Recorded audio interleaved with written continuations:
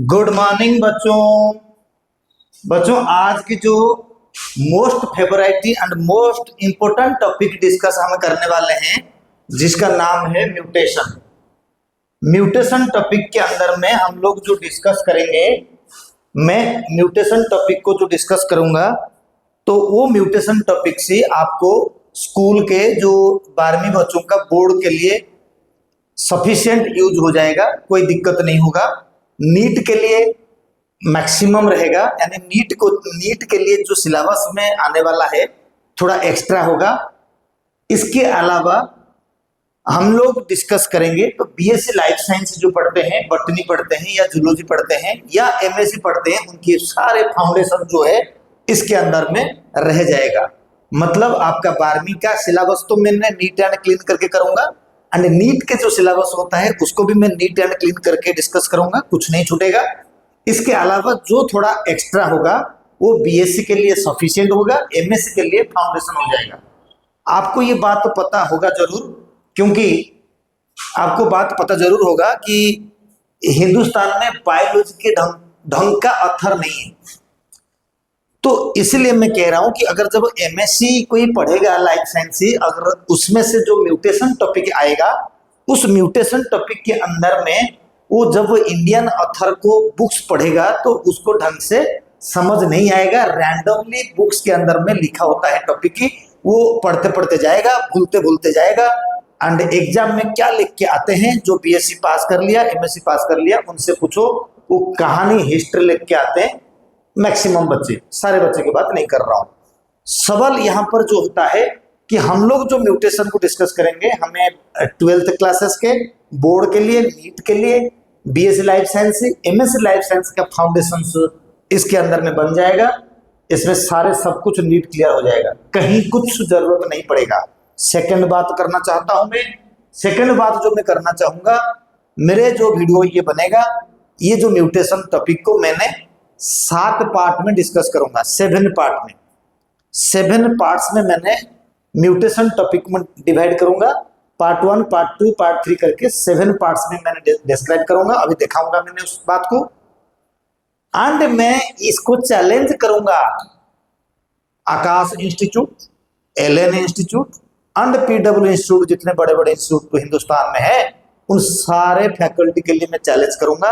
मैं यही कहूंगा कि मेरा वीडियो उन सबसे 100 गुना बेस्ट होगा या नहीं होगा, यही मेरा चैलेंज है।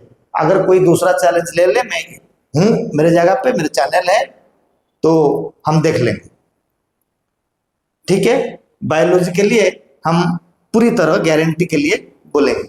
चलो अब सवाल हमें शुरू करते हैं म्यूटेशन। अब ये जो म्यूटेशन टॉपिक में मैंने पार्ट 1 पढ़ाऊंगा, टोटल 7 पार्ट में मैंने म्यूटेशन को खत्म करूंगा। अब ये जो 7 पार्ट में खत्म करूंगा, पार्ट 1 का नाम है जो मेरा, मैं पढ़ाऊंगा इंड्यूस्ड म्यूटेशन।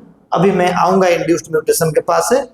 जैसे ही तुम्हें बच्चा पता है कि म्यूटेशन का मतलब क्या होता है, अगर कोई बायोलॉजी का बच्चा नहीं है, स्टूडेंट नहीं है, गांव में या किसी भी शहर में नॉर्मल लोगों को बोलेंगे, किसी दुकानदार को बोलेंगे, किसी अलग कोई एक नॉर्मल पर्सन को बोलेंगे कि म्यूटेशन का मतलब क्या होता है, वो यही बोलेगा कि जमीन का कागजात का चेंजेस, जमीन का कागजात का ट्रांसफर। अगर फादर नाम पे है तो वो अपने बच्चों के नाम पे कराएगा, तो ट्रांसफर यानी चेंज ऑफ सम प्रॉपर्टी के जो पेपर होते हैं वो चेंज होगा, उस बात को बोलते हैं म्यूटेशन। तो यानी ये म्यूटेशन का बेसिक मीनिंग होता है चेंज।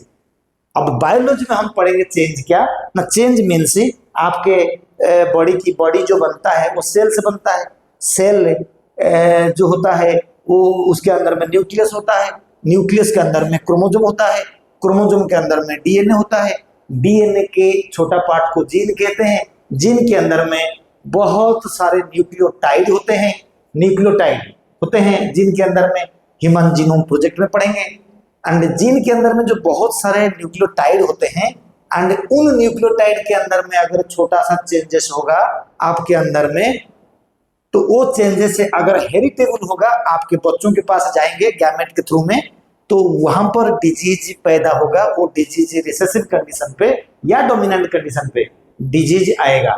मैंने बोला न्यूक्लियोटाइड लेवल में, तो जरूरी नहीं है कि न्यूक्लियोटाइड लेवल में हमेशा ही म्यूटेशन होता है। म्यूटेशन कभी कभी क्रोमोसोमल लेवल में भी होता है, वो सब हम इसके अंदर में पढ़ेंगे। तो पढ़ने से पहले थोड़ा सा के डायग्राम हमें डिस्कस करके हम जाएंगे पढ़ने के लिए। तो इस टॉपिक के अंदर में हम जाएंगे, फिर ऊपर से हम देखेंगे। बच्चा ये जो हमें डिस्कस करेंगे डायग्राम के अंदर में, मैं यहाँ पर एक सेल्स बनाता हूँ। देख लो, मैंने एक सेल बनाया। सेल के अंदर में मैंने सेंटर में एक न्यूक्लियस बनाया। न्यूक्लियस के अंदर में मैं बहुत सारे क्रोमोसोम को, अगर ये क्रोमोसोम दिख नहीं रहा है, नंबर ऑफ क्रोमोसोम्स इसमें से कंडेंस फॉर्म में होंगे जो दिखाई नहीं दे रहा है। अगर मैं इस बात को बोलूंगा प्लाज्मा मेम्ब्रेन, प्लाज्मा मेम्ब्रेन ये हो जाएगा साइटोप्लाज्म, साइटोप्लाज्म, ठीक है। अब इसको मैं बोलता हूं न्यूक्लियस, न्यूक्लियस। अब न्यूक्लियस के बाद इधर में जो लिखा हुआ है इसको बोलेंगे क्रोमोसोम, क्रोमोसोम, इनको बोलेंगे क्रोमोसोम बेटा। अगर क्रोमोसोम ये है तो थोड़ा सा कि क्रोमोसोम का डायग्राम बना के तो हमने इस बात को डिस्कस करेंगे कि क्रोमोसोम के डायग्राम कैसे बनाया जाए। तो क्रोमोसोम जो बनाएंगे हमने, इधर देखो ये एक सेंट्रोमियर लिख दिया, इसको मैंने क्रोमोसोम के बारे में बताया। छोटा क्रोमोसोम, ये छोटा आर्म से बड़ा आर्म से। क्रोमोसोम के अंदर में बचा, क्रोमोसोम के अंदर में प्रेजेंट होता है डीएनए। भले ही वो DNA histone and nucleotide sequence के कॉम्बिनेशन होता है, वो बाद में पढ़ेंगे।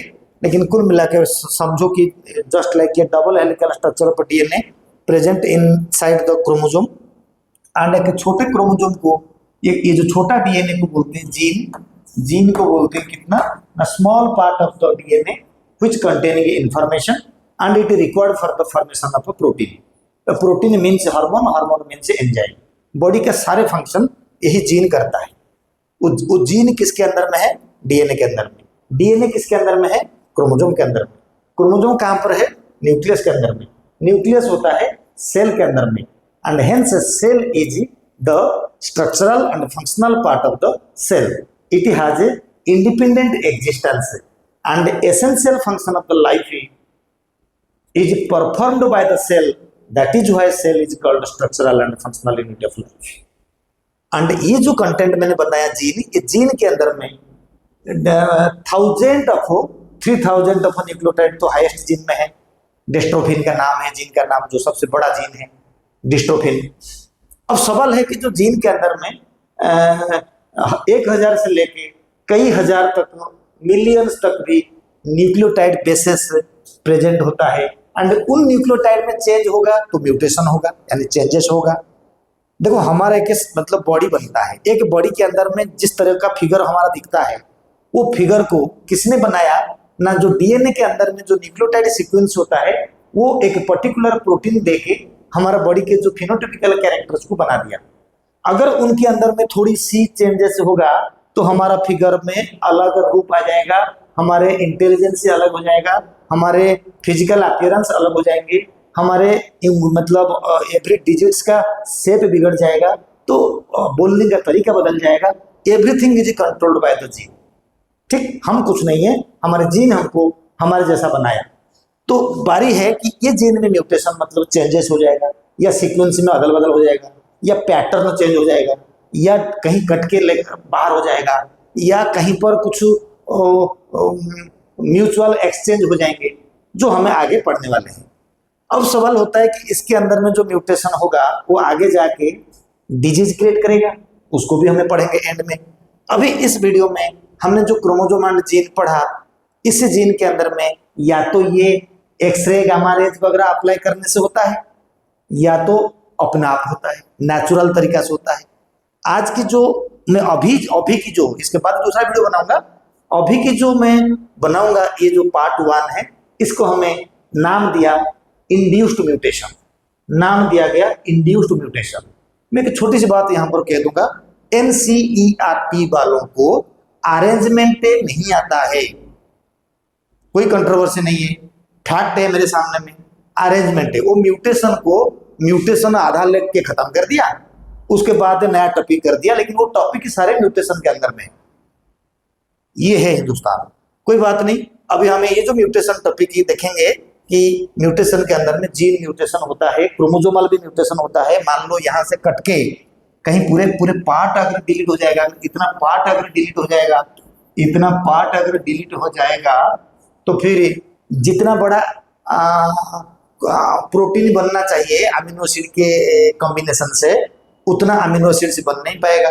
अगर उतना अमीनो एसिड बन नहीं पाएगा तो हमारा कैरेक्टर अधूरा हो जाएगा, क्वांटिटेटिवली हमारे प्रोटीन जो है कम पड़ जाएंगे, क्वांटिटेटिवली हमारा प्रोटीन जो है कम पड़ जाएगा, यानी पूरे कैरेक्टर को एक्सप्रेस कर नहीं पाएगा। जैसे हीमोग्लोबिन होता है, जैसे थैलेसेमिया होता है, वो सब हमें डिस्कस करेंगे अपना जब पार्ट आएगा। आज की पार्ट है इंड्यूस्ड म्यूटेशन। तो इंड्यूस्ड म्यूटेशन तो पढ़ेंगे जरूर, उससे पहले हमें म्यूटेशन में क्या क्या पढ़ने वाले हैं, चेंजेस से क्या क्या होता है, वो हमें जरूर चेक करेंगे। अभी इस पार्ट को जब चेक करेंगे मैं जाऊंगा बताऊंगा इन साइंटिस्ट के बारे में। जब हमें चेक करेंगे तो हम क्या करेंगे, इसके साथ इनके साथ हमने चेक करेंगे। ये वाला सेकंड पार्ट आ गया, this is the real mutation.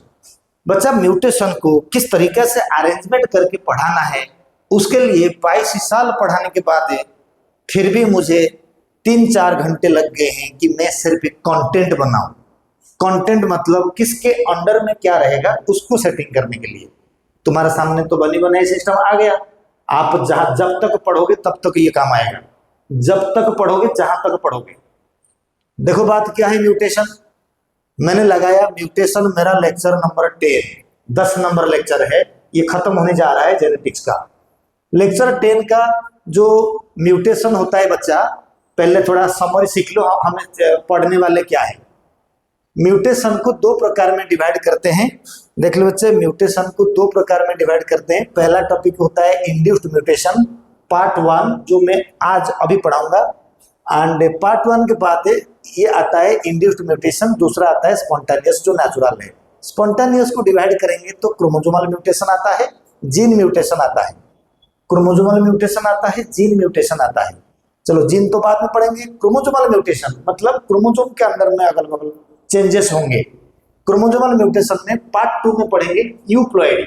इसके अंदर में एक क्रोमोसोम चेंज हो जाएगा या एक सेट क्रोमोसोम चेंज हो जाएगा, यूप्लॉइडी। यूप्लॉइड में actually set of chromosome change होता है, one set of chromosome change होगा, उसको हैप्लॉइड, डिप्लॉइड, पॉलीप्लॉइड के बारे में मैं पढ़ाऊंगा पार्ट 2 में। पार्ट 3 लेक्चर में मैं पढ़ाऊंगा, क्या पढ़ाऊंगा पार्ट 3 लेक्चर में ना, एन्यूप्लॉइडी, जो नीट सिलेबस का फेवरेट क्वेश्चन बनता है बच्चों के लिए। एन्यूप्लॉइडी जिसका नाम है नॉन डिसजंक्शन ऑफ क्रोमोसोम। जब मैं पढ़ाऊंगा वो लेक्चर, वो पार्ट है, तो मैंने इसके नीचे लिखूंगा नॉन डिसजंक्शन ऑफ क्रोमोसोम, पढ़ाऊंगा जरूर। ये मोनोजोमी, डबल मोनोजोमी, ट्राइजोमी, नोलिजोमी, तो इन तरीका से जो होता है इनको मैं डिस्क्राइब करूंगा। इनका मॉलिक्यूलर मैकेनिज्म को लाके कैसे होता है अंदर में, ट्राइजोमी कैसे होता है, मोनोजोमी, ट्राइजोमी में क्या क्या एग्जाम्पल है वो मैं डिस्कस करूंगा। ये सिर्फ आपका हेडिंग है। अब सवाल आ गया कौन सा ना, मेरा पार्ट 3 तक चला गया। जीन म्यूटेशन में जब आएंगे, यानी जीन के अंदर में मैंने क्रोमोसोम दिखाया था जीन में, जीन म्यूटेशन में पार्ट 4 में हम पढ़ेंगे frame shift mutation.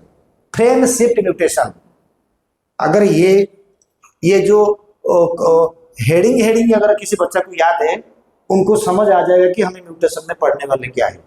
Frame shift mutation में एनसीईआरटी में एक लाइन दे दिया डिलीशन, तो क्या उखड़ जाएगा, अब देते हो तो पूरा दो। Deletion, duplication, inversion and translocation, ठीक है। Inversion, deletion, duplication, inversion, translocation, deletion में मैं बताऊंगा। इनके बारे में मेरा होगा पार्ट 4। मेरा पार्ट 5 में आ जाएगा पॉइंट म्यूटेशन। पॉइंट म्यूटेशन में मैंने पार्ट 5 में सिर्फ पॉइंट म्यूटेशन क्या है, किस तरीका से ह्यूमन बीइंग के अंदर में डिजीज फैलता है हेरिटेबल चेंजेस के द्वारा, उसका मैकेनिज्म बताऊंगा। मिसेंस म्यूटेशन से कैसे आता है वो मैं बताऊंगा। मिसेंस म्यूटेशन में जैसे ही मैंने मैकेनिज्म खत्म करूंगा, 6th लेक्चर में हमने सेक्स क्रोमोसोमल डिजीज के बारे में पढ़ लेंगे। सेक्स क्रोमोसोमल डिजीज यानी X linked and Y linked. Why हमारे ना नीट में है, ना बोर्ड में आता है, ना बीएससी लाइफ साइंस में है, सब एक्स लिंक्ड में काम चलता है। तो थोड़ा बहुत तो हमने वाई लिंक्ड के डिजीज को रखा, ताकि सेक्स लिंक्ड खाली एक्स नहीं होता, वाई भी होता है। तो वाई के बारे में हम थोड़ा बहुत पढ़ लेंगे। एक्स तो हमारा सिलेबस है, तो इस तरीका से एक्स लिंक्ड में, एक्स लिंक्ड डोमिनेंट में जो डिजीज होता है वो सिलेबस में नहीं है, पढ़ेंगे फिर भी। एक्स लिंक्ड रिसेसिव हमारा सिलेबस में है एंड इसको बोलते हैं haemophilia, colour blindness, muscular dystrophy, जो आएगा पढ़ेंगे। 6 लेक्चर, 7वां लेक्चर में ऑटोजोमल डिजीज, 6 नंबर लेक्चर में हमारा होगा आपका sex linked disease and 7 number में हो जाएगा ऑटोजोमल डिजीज। ऑटोजोमल डिजीज, तो ऑटोजोमल डिजीज में डोमिनेंट ये है, रिसेसिव ये है, रिसेसिव सिलेबस का है, ठीक है। एंड ऑटोजोमल डोमिनेंट में थोड़ा बहुत सिलेबस में है, बाकी है नहीं। एंड नीट भी अच्छे से तैयारी करना है तो इनके बारे में जानकारी लेना जरूरी है। तो इस तरीका से जो मैंने पढ़ाऊंगा टॉपिक के अंदर मैं आपको बता दिया। अब बता देने के बाद हम जाएंगे नेक्स्ट पेज को, हमें शुरू करेंगे इंड्यूस टू म्यूटेशन का टॉपिक ही। अब हमारा शुरुआत कर दिया, मैं बोलूंगा तुम सुनोगे, नोट्स तुम्हारे लिए रखा मैंने। इंड्यूस टू म्यूटेशन हमारा पार्ट 1। उससे पहले, इंड्यूस टू म्यूटेशन से पहले हम क्या पढ़ेंगे, डेफिनेशन पढ़ेंगे, साइंटिस्ट कौन से इन्वॉल्व हुआ पढ़ेंगे, उसके बाद म्यूटेशन के बारे में समझेंगे, फिर इंड्यूस टू म्यूटेशन पढ़ेंगे। बच्चा जो इंड्यूस टू म्यूटेशन पढ़ेंगे, सबसे पहला टॉपिक मेरा है व्हाट इज म्यूटेशन। म्यूटेशन क्या है बेटा? ये जो म्यूटेशन डीएनए एंड क्रोमोसोम को चेंजेस के बारे में स्टडी किया गया था। अगर भाई साहब अंदर में चेंजेस होगा तो वो चेंजेस से फिनोटिपिकल एक्सप्रेशन में बाहर में आएगा। देखो कोई काला होता है, कोई गोरा होता है, तो काला क्यों है ना? उनके पास है कुछ जीन है, कुछ सीक्वेंस है, जो सीक्वेंसी मेलानिन करके एक प्रोटीन और पिगमेंट बनाता है, जिसके वजह से बॉडी काला हो जाता है। अगर जिसके पास वो जीन नहीं है, बना नहीं पाता, वो काला नहीं होगा, गोरा होगा। अगर कोई काला है, उनके अंदर में जीन म्यूटेशन हुआ लेकिन मेलानिन पिगमेंट बन नहीं पाया, तो वो थोड़ा बहुत सांवला या थोड़ा बहुत गोरा भी हो जाएगा। तो ये तो अच्छा पर्पस में हो रहा है, चलो कोई बात नहीं। लेकिन अगर थोड़ा धब्बे धब्बे टाइप में हो जाएगा तो अल्बिनो टाइप ऑफ डिजीज हो जाएगा, या और भी कई बीमारी हो जाएंगे जो बॉडी के अंदर में स्ट्रेप्टोकाइनेज एंजाइम बन नहीं पाएगा, बॉडी के अंदर में कुछ जो कोलेस्ट्रॉल या ब्लड क्लॉटिंग को डिस्ट्रॉय करता है, अगर वो नहीं बन पाएगा तो बॉडी के लिए तो हार्ट अटैक की खतरा हो जाएगा। तो बॉडी के अंदर में लाखों सिस्टम है जो किसी प्रॉपर प्रोटीन से हमारे बॉडी को नॉर्मल रखता है। अगर कहीं पर भी डीएनए में चेंजेस होगा, वो डीएनए जाके हमें प्रोटीन बना नहीं पाएगा, एंजाइम बना नहीं पाएगा, हार्मोन बना नहीं पाएगा, जो हमको डिजीज हो जाएगा, जिसको हमें लाइफस्टाइल डिजीज के हिसाब से बोलते हैं और म्यूटेशन डिजीज कहते हैं। अब हमें जो म्यूटेशन कहेंगे, सबसे पहले मैं कुछ फिगर बना के रखा, मैंने यही कहूंगा, स्टार्ट कर रहा हूं। Sudden and discontinuous change of a genetic character is known as a mutation. Sudden मतलब एकदम मतलब वेरी क्विकली, सडन। डिसकंटिन्यूअस, ऐसा नहीं कि अभी हुआ, 2 मिनट बाद फिर होगा, 5 मिनट बाद होगा या 10 दिन बाद होगा, ऐसा नहीं है। बस लाइफ में कभी भी हो जाता है म्यूटेशन। अगर वो म्यूटेशन आपके गैमेट में जाके बच्चों में गया तो डिजीज जनरेशन आफ्टर जनरेशन फैलता रहेगा। तो sudden and discontinuous change of genetic character is known as mutation, but this father of a mutation was known as a Holland scientist, Holland botanist named as a Hugo de Vries. ये Hugo de Vries कोई normal बंदा नहीं है, इन्होंने ही अपना बड़ापन दिखाया था Karl कोरेन के साथ मिलकर मेंडल्स लॉ को रीडिस्कवर करके मेंडल को फादर ऑफ जेनेटिक्स का अवार्ड देने के लिए इनका सपोर्ट बहुत सारे रहा है। खुद साइंटिस्ट ही खुद फादर ऑफ जेनेटिक्स का नाम नहीं लिया, लेकिन मेंडल को दिलवाया। ये है, कौन है ये? इनका नाम है ह्यूगो डी व्राइस, हॉलैंड का बोटानिस्ट। ये क्या किया था म्यूटेशन के बारे में? इन्होंने एक प्लांट के बारे में स्टडी किया था शुरुआत में। उस प्लांट का नाम क्या होता है? Evening primrose. इधर कहीं लिखा नहीं हुआ है, अगर मैं लिखना चाहूंगा तो लिख सकते हैं। इस प्लांट का नाम मैंने अगर यहीं पर बताऊंगा, इस प्लांट का नाम होता है इवनिंग प्राइमरोज। इस प्लांट का नाम होता है इवनिंग प्राइमरोज। अच्छा, इस प्लांट का नाम होता है evening primrose. Evening primrose, evening primrose बेटा मिराबिलिस जल्पा को भी हमें कहते थे, लेकिन ये भी इवनिंग प्राइमरोज है। इसका नाम है ओएनेथेरा। क्या नाम है इनका नाम? इनका नाम है ओएनेथेरा। ओएनेथेरा लिखा हुआ है। इनका नाम है ओएनेथेरा। ओएनेथेरा लामार्कानिया। ओएनेथेरा लामार्कानिया जो प्लांट है, मैंने जीनस का नाम लिखा, उसी प्लांट के ऊपर Holland botanist Hugo de Vries, he was named as a father of genetics, father of mutation, उन्होंने स्टडी करा था। उन्होंने स्टडी क्या करा था? ही स्टडीड 800, ही स्टडीड 834, लिखा हुआ है सब नोट आपके पास है। He studied 834 mutations in 54,343 plants. बेटा 54,343 प्लांट के ऊपर रिसर्च करके उन्होंने पाया था 834 म्यूटेशंस ऑफ ओएनेथेरा प्लांट है। ये म्यूटेशन से क्या फर्क पड़ा उनको? ना किसी का कलर, अगर देखोगे मैंने लिखा होगा इसके अंदर में, किसी का कलर डिफरेंट कलर्स होता है, किसी का येलो कलर, किसी का ब्राउन कलर, किसी का व्हाइट कलर। यानी उन्होंने सोचा कि क्यों ऐसा ऐसा फिनोटाइपिकल कैरेक्टर आ रहा है, कुछ ना कुछ जीन के अंदर में चेंजेस हो रहा है, म्यूटेशन हो रहा है। उस म्यूटेशन को स्टडी करके उन्होंने क्लैरिटी करा था कि इसके अंदर में ओएनेथेरा प्लांट में म्यूटेशन हुआ था। बेटा म्यूटेशन किसमें नहीं हो रहा है? हर इंसान बॉडी में होता है, जितने भी एनिमल होते हैं सबके बॉडी में म्यूटेशन होता है, लेकिन किस किस एनिमल का स्टडी किया गया तो किसी का नहीं किया गया। सवाल है कि हमारे जो साइंटिस्ट है ह्यूगो डी ब्राइस साइंटिस्ट है, उन्होंने, ये वाला साइंटिस्ट, उन्होंने ओएनेथेरा प्लांट के ऊपर रिसर्च करके पहली बार पता किया था कि म्यूटेशन क्या है, इसलिए फादर ऑफ म्यूटेशन। एंड इनके हिसाब से mutation is sudden, accidental and a large mutation. Important point है, लार्ज म्यूटेशन इस नोट में नहीं मिलेगा। Large mutation leading to the formation of new species from the parents. लेकिन ये बात बाद में थोड़ा बहुत तो डिस्प्रूव हुआ था कि लार्ज म्यूटेशन सब में सही नहीं है। ये जो mutation is a large one step mutation, it's not true. ये one step mutation is not true. ये वन स्टेप म्यूटेशन ये ट्रू नहीं है। बाद में डार्विन ने आके क्या करा था ना, डार्विन ने आके क्लियर करा था कि mutation is a progressive change of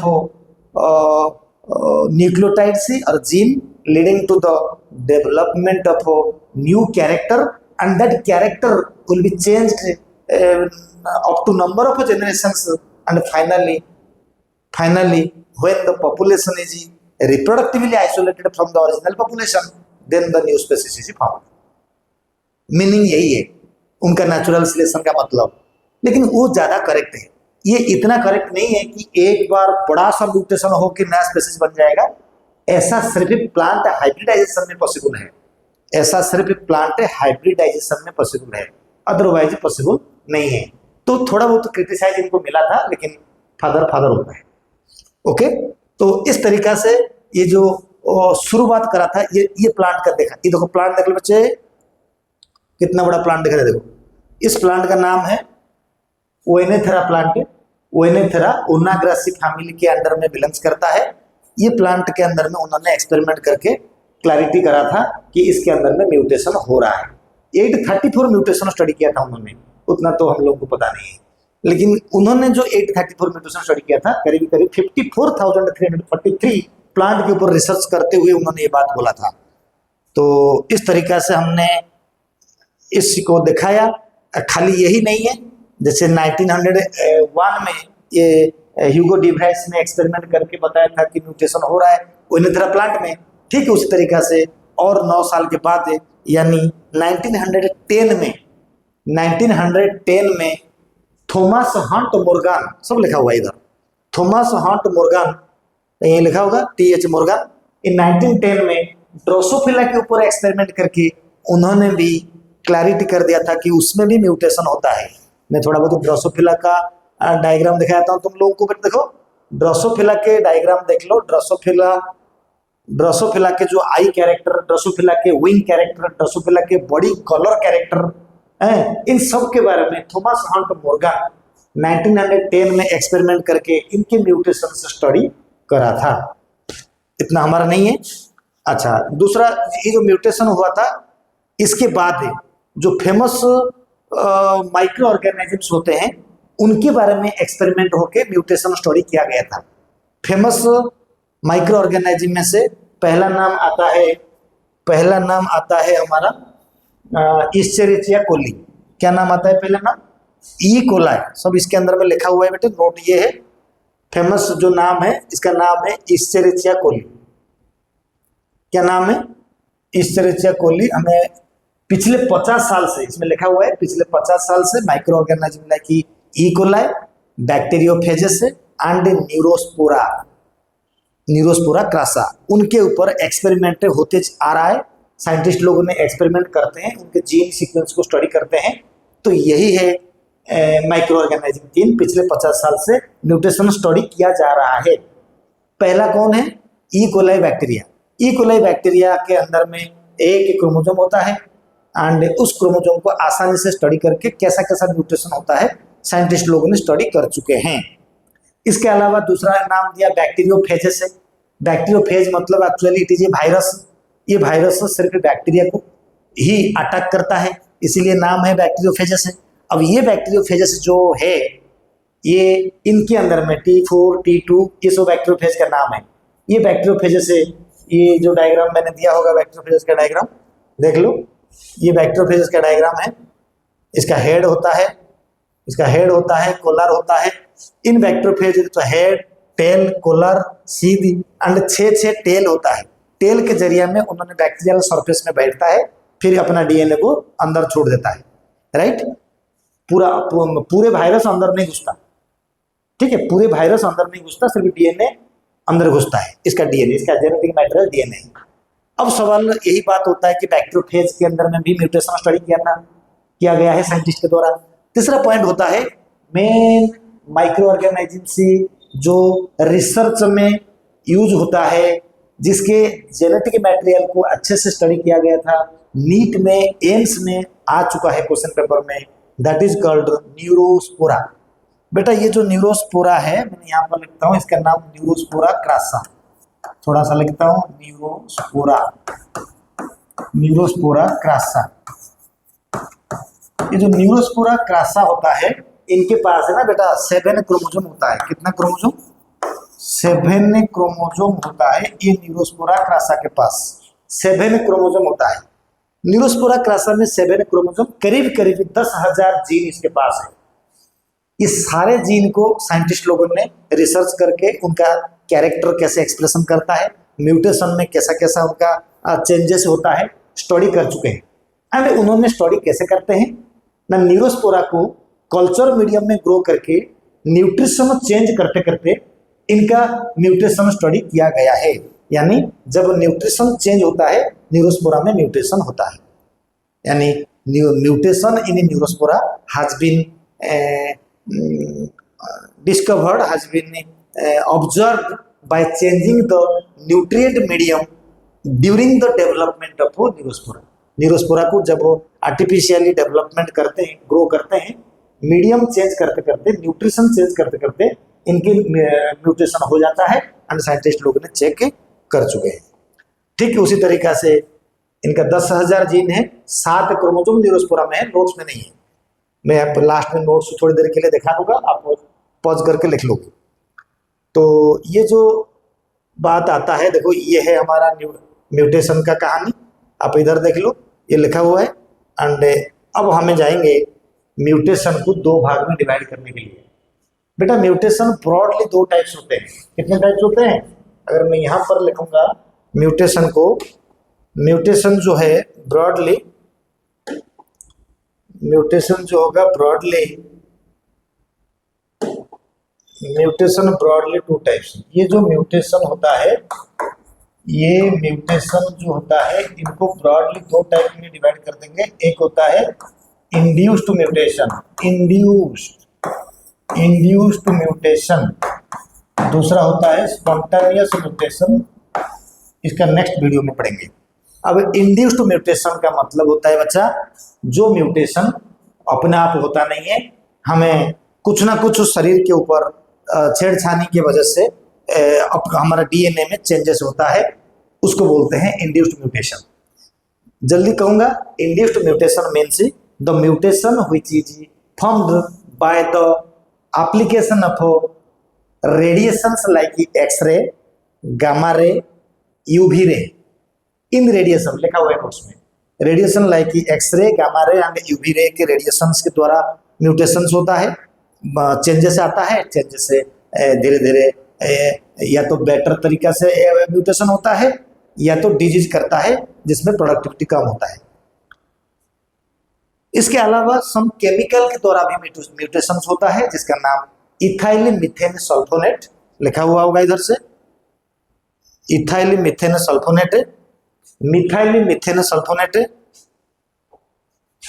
and 5 bromo uracils. इस पार्ट में लिखा हुआ है 5 ब्रोमो यूरासिल्स, बढ़ा सकते हो, 5 ब्रोमो यूरासिल्स, एनटीजी, एनटीजी लिखा होगा, NTG, N methyl, N nitroso guanidine, NTG and different type of mutagens and chemicals, DDT, insecticides, pesticides, different types of EMS, MMS, 5 bromo uracil, lots of chemicals by which the nucleotide sequences of the DNA will be changed. That change causes a disease. Disease will be transferred from the parent to their child, and that is called hereditary disease. Genetic disease को hereditary disease कहते हैं, hereditary disease कहते हैं। अब ये जो mutations हो रहा है, आर्टिफिशियली किया जा रहा है, हमारा ग्रीन रेवोल्यूशन का इंडियन ग्रीन रेवोल्यूशन का फादर है एमएस स्वामीनाथन, इधर लिखा हुआ है MS Swaminathan, Indian green revolution का father of Indian green revolution. 1960 के बाद जो व्हीट प्रोडक्शन ट्रिमेंडसली बढ़ गया था, इसलिए एमएस स्वामीनाथन को फादर ऑफ ग्रीन रेवोल्यूशन का अवार्ड मिला था। इंडियन नॉट वर्ल्ड के, वर्ल्ड इंडियन में जमीन आसमान फर्क है। तो हमें, हमारा साइंटिस्ट को हमारा पूरा रेस्पेक्ट है, उन्होंने ग्रीन रेवोल्यूशन का फादर है, ठीक है, पूरा रेस्पेक्ट है, ये हमारा साइंटिस्ट है, इनके वजह से हम कुछ पढ़ पा रहे हैं, ठीक है। लेकिन एक शॉर्टकमिंग में जरूर कहूंगा इन साइंटिस्ट, हिंदुस्तान के साइंटिस्ट के ऊपर, भाई साहब आपको जॉब मिल जाता है, जॉब मिलने के बाद आप जॉब में व्यस्त रहते हो, आपका फैमिली देखते हो, कंट्री आपके लिए बाहर में गया। मेरा कहने का मतलब, आप अभी एमएस स्वामीनाथन का फोटो को आप कभी रिसर्च करोगे गूगल से, वो पक्का कहीं ना कहीं ऑफिस में बैठे होंगे, टाई पहन के एकदम टकाटक, मतलब फिट तरीका से बैठे होंगे। लेकिन वर्ल्ड के ग्रीन रेवोल्यूशन का फादर नॉर्मन ई बोरलॉग, मैं थोड़ा लिख भी देता हूं अगर चाहे तो, नॉर्मन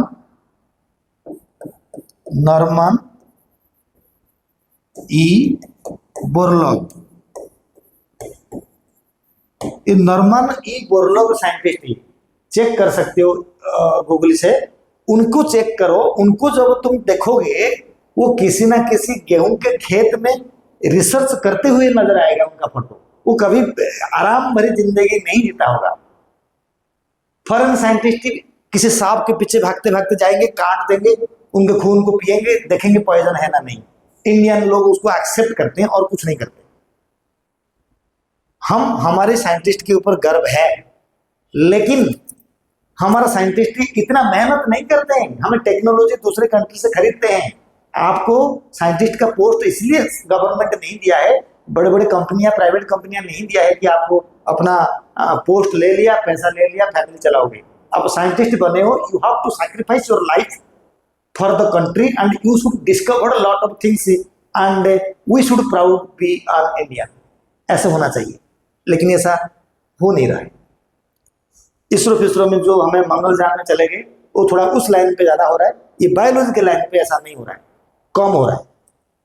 होने से हमको और अच्छा लगता है, मेरा ये कहने का मतलब है। फिर भी हमें रेस्पेक्ट करते हैं हमारा एम एस स्वामीनाथन को। कभी चेक कर लेना दोनों के फोटो को, एम एस स्वामीनाथन को, नॉर्मन ई बोरलॉग को, दोनों में फर्क आएगा, लेकिन ये लोग डिस्कवर करते हैं। तो इस तरीका से इंड्यूस्ड म्यूटेशन होने से ये जो एम एस स्वामीनाथन जो है ना, उन्होंने गामा, हमारा पता है कौन से, ये एक्चुअली साउथ इंडियन होंगे, M S Swaminathan, doctor M S Swaminathan. ये पीएचडी वगैरह फॉरेन कंट्री में करके आए थे, लेकिन इन्होंने आज ए साइंटिस्ट हमारे गांव के आसपास में CRRI, central rice research institute of India, वो उड़ीसा के कटक में है, तो वहां पर इन्होंने आज ए साइंटिस्ट काम किया था। वहीं पर उन्होंने राइस प्लांट के ऊपर गामा रे को अप्लाई करके, गामा रे डाल के राइस के अंदर में म्यूटेशन स्टडी करके वेराइटीज पैदा किया था एंड राइस का इंप्रूवमेंट इन्होंने बढ़ाया था। अच्छा काम किया था, लेकिन वो काम पूरी दुनिया में हाईलाइट नहीं हो पा रहा है। हमें जानते हैं कि ये हमारे लिए बहुत काम किए और काम करना था, बट अभी तो है नहीं हमारे पास, फिर भी मोस्ट रेस्पेक्टफुल है। नॉर्मन ई बोरलॉग, तो ये जो राइस प्लांट के ऊपर उन्होंने एक्सपेरिमेंट करा था, किसने, हमारा नाम क्या है, एम एस स्वामीनाथन ने। इन्होंने शुरुआत करके म्यूटेशन का स्टडी राइस प्लांट में इन्होंने करा था CRRI, central rice research institute के अंदर में। तो इस तरीका से मैंने आप लोगों को नोट्स भी दिखा दिया, आप नोट्स को ले सकते हो जितना मैंने पढ़ाया, और मैं कुछ एक्स्ट्रा बोला तो उसको बता सकते हो। इंड्यूस्ड म्यूटेशन यही है, एक्सरे गामा रे वगैरह दे के जो म्यूटेशन करते हैं, एंड म्यूटेशन हेरिटेबल होता है, एंड उसके अंदर में हमें different type of changes study करते हैं, कैसे फिनोटाइप भी, कैसे प्रोडक्टिविटी बढ़ता है घटता है। अच्छा के लिए होता है म्यूटेशन, खराब के लिए भी होता है म्यूटेशन। ये म्यूटेशन पार्ट था, इसको आप देख सकते हो। Father of mutation Hugo de Vries है, ये मैंने बताया। इस तरीका से मेरा पार्ट 1 मैंने अभी रोक रहा हूँ, थोड़ी देर के बाद मैंने पार्ट 2 बनाऊंगा। पार्ट 2 में हमें स्पॉन्टेनियस म्यूटेशन के बारे में डिस्कस करेंगे। स्पॉन्टेनियस म्यूटेशन के बारे में जब डिस्कस करेंगे, आप अगर देखोगे कहाँ पर है हमारा स्पॉन्टेनियस म्यूटेशन, ये देख लो, इंड्यूस्ड बता दिया, बाकी सारे म्यूटेशन स्पॉन्टेनियस है। हम पार्ट 2 में स्पॉन्टेनियस म्यूटेशन में पहले पढ़ेंगे क्रोमोसोमल म्यूटेशन, क्रोमोसोमल म्यूटेशन के अंदर में पढ़ेंगे यूप्लॉइड, यूप्लॉइड में मैंने पार्ट 2 बताऊंगा। ठीक है, अब हमें पार्ट 2 के लिए 2 मिनट ब्रेक लेंगे।